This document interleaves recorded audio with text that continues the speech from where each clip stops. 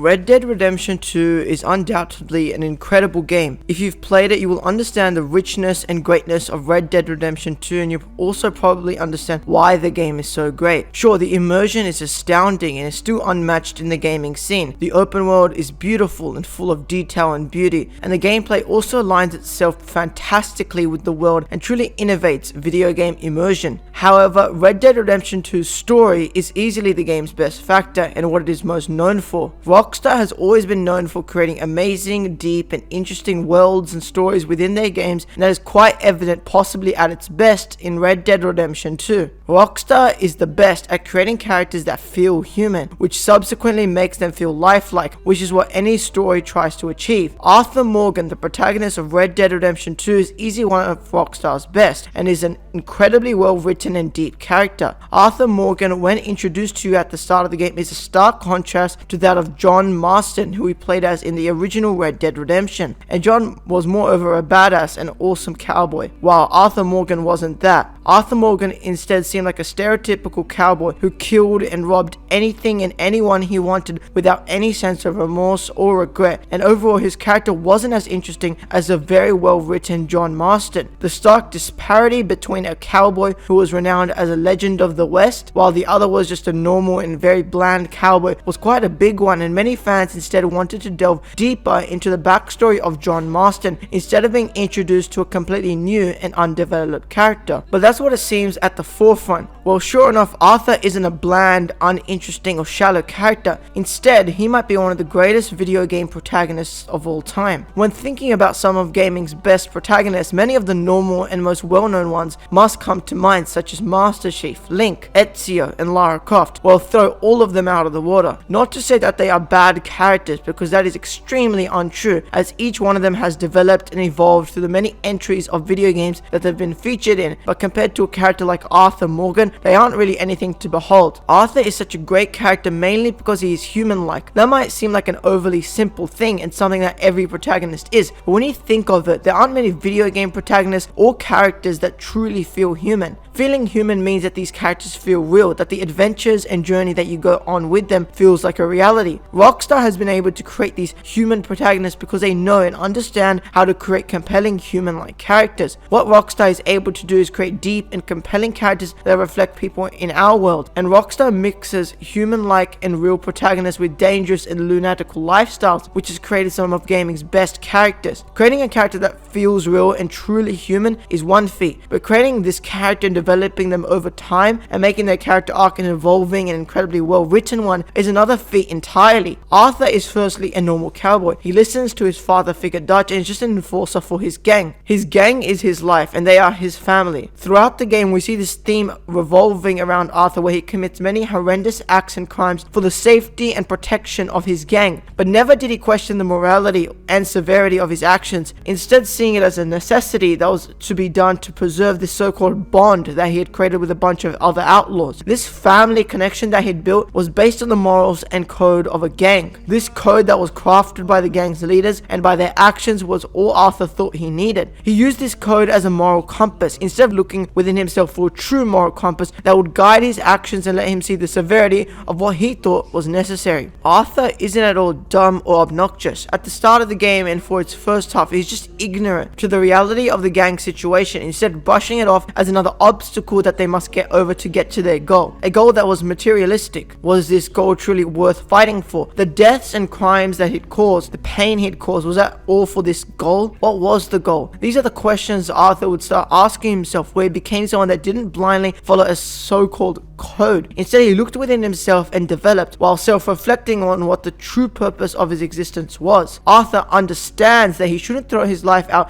to follow such a materialistic goal, and instead he reflects on his morals and whether these actions that he'd been committing for so long were even correct. Were they correct? Arthur starts to rapidly develop into someone who sees more clearly. He's able to see the darkness that is awaiting the gang, while everyone else in the gang is obnoxious to such a conception. This conception was the approaching end of a creed known as outlaws. No more cowboys, no more of this wild west that had dominated the entirety of his life. Instead, he was to develop, see the reality of his situation, and he was to become a better man for it. So what does Arthur do once he realizes that the doom is only awaiting awaiting them and that there is no escape. He helps John Marston and his family escape. The relationship that had been built between both John and Arthur is incredible, and once Arthur truly develops, the gang isn't the only problem anymore, and it isn't his main focus. If he can't stop the approaching doom, he doesn't want to be a part of it. He switches his goals to try and save an opportunity that he had missed in his life, the opportunity of family. John had this opportunity but wasn't sure what to do with it, and was still blindly loyal to the code of this gang. Arthur helps John and his family escape the impending doom and saves them from the torment that the gang would have to face in its dying days. Arthur saved John Marston. John and his family reunited and lived a normal life for many years until, of course, the events of the first Red Dead Redemption. But what Arthur did was a clear indicator as to his evolution and development through this game, as he finally realized the mistakes that he had made in his life, and the way that he was able to make up for those mistakes and evils that were done in his past was by saving the life of another who he wanted not to make the same decisions and mistakes that he had made on his way to his ultimate redemption. Okay everyone, that's it for today's video. I hope you all thoroughly enjoyed this little rant about the greatness of Arthur Morgan's character. Let me know down below what you thought about Red Dead Redemption 2 and what you thought about the fantastically well written and human-like character of Arthur Morgan. Anyway, that's all from me for today. Peace.